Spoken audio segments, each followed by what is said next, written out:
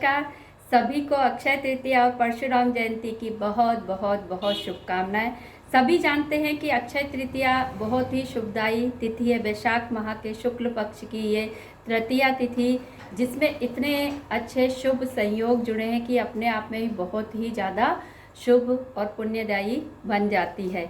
आज के दिन भगवान पुरुषोत्तम का जो है जन्मोत्सव तो सभी मना रहे हैं, मनाते ही हैं। इसके अलावा इस तिथि के साथ बहुत सारी चीज़ें जुड़ी हुई हैं। तो शास्त्रों और पुराणों के अनुसार माने तो सत्ययुग, त्रेता युग, द्वापर युग का जो शुरुआत हुआ था वो भी इस तिथि के साथ ही जुड़ा हुआ है। और महाभारत का जो लेखन हुआ था महर्षि वेद व्यास के निर्देशन के अनुसार, तो भगवान श्री गणेश ने आज के दिन से ही उसके लिखने को आरंभ किया था। और कहते हैं कि माँ गंगा का अवतरण भी आज ही के दिन हुआ था। मातंगी माता की जयंती भी जो है आज ही के दिन मनाई जाती है। तो बहुत सारी चीज़ें आप जैसे जैसे इसमें जाएंगे तो जैन धर्म के भी आप देखेंगे तो उनके भी कुछ बहुत अच्छे रिचुअल्स इससे जुड़े हुए हैं। तो हर जगह इसको मनाया जाता है और ये इतना अच्छा शुभकारी जो है मुहूर्त माना जाता है कि जिन्हें आज के दिन विवाह करना है वह बिना मुहूर्त देखे भी आज के दिन विवाह कर लेते हैं।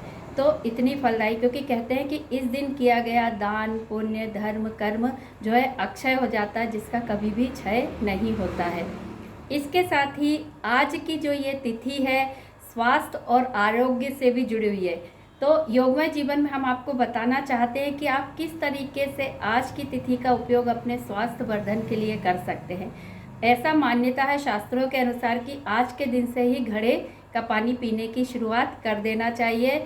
जो घड़े का पानी है, क्योंकि घड़ा जो है मिट्टी से बनता है, तो वो जो मिट्टी का मटका या घड़ा है तो वो पृथ्वी तत्व का प्रतीक हो जाता है। उसके साथ जल का संयोग होने से पृथ्वी और जल का दोनों का आपस में जो है दोनों तत्वों का मिलन होता है। तो इससे हमारे शरीर को बहुत सारे लाभ प्राप्त होते हैं। चूँकि वैशाख मास और ये शुक्ल पक्ष के बाद बहुत तेज लू लपट भी चलने लगती है और जो है गर्मी भी बढ़ने लगती है। तो ऐसी गर्मी में सिर्फ बाहर ही नहीं, भीतर भी बहुत जलन वगैरह महसूस होती है, पेट में, गले में।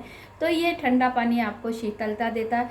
इसके अलावा कहते हैं सत्तू, और उसमें भी जौ का सत्तू यदि उसका सेवन किया जाए तो वो हमारे लिए बहुत अच्छा होता है। और उसके साथ आप प्लस कर दीजिए बेलफल। बेलफल को आप ऐसे भी खा सकते हैं। ऐसा हम लोग बचपन से सुनते आ रहे हैं कि बेलफल वैशाख माह में यदि कोई भी खाता है तो वो साल भर बीमार नहीं पड़ता है। मतलब आपके पेट में उसका बीज जाना चाहिए। हम उसका शरबत बना के तो पी लेते हैं लिक्विड फॉर्म में, लेकिन उसके फल के गूदे को भी यदि हम खाएं तो वो हमारी जो है इम्यूनिटी को, स्टेमिना को बहुत बढ़ाता है। तो इस तरीके से क्या होता है, हमारी रोग प्रतिरोधकता भी बढ़ती है। जो बच्चे बार बार बीमार पड़ते हैं या जिनको जो है कमजोरी है, तो ये प्रयास करें कि उनको वैशाख माह में बेल फल जरूर खिलाएं, तो वो रहेगा। और जौ का सत्तू जो है वो भी जो है बहुत ज़्यादा गुणकारी, लाभकारी, सुपाच्य होता है। तो वो भी सजेस्ट किया जाता है कि आज के दिन वो सत्तू जरूर खाना चाहिए।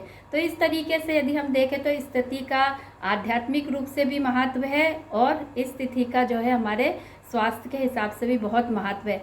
तो आप सब जो आज धर्म, कर्म, पूजा पाठ सारी चीज़ें कर रहे हैं, इसके अलावा अपने स्वास्थ्य को देखते हुए जो है इस तरीके की कुछ चीज़ें भी अपने उसमें जोड़ लें।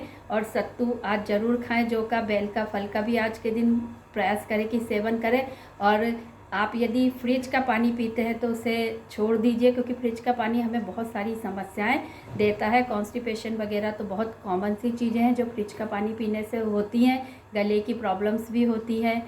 तो ये सारी बातें जानते हुए भी यदि हम फ्रिज का पानी पीते हैं तो ये सही नहीं है। तो मटके का पानी पीजिए जो हमारा देसी फ्रिज कहलाता है।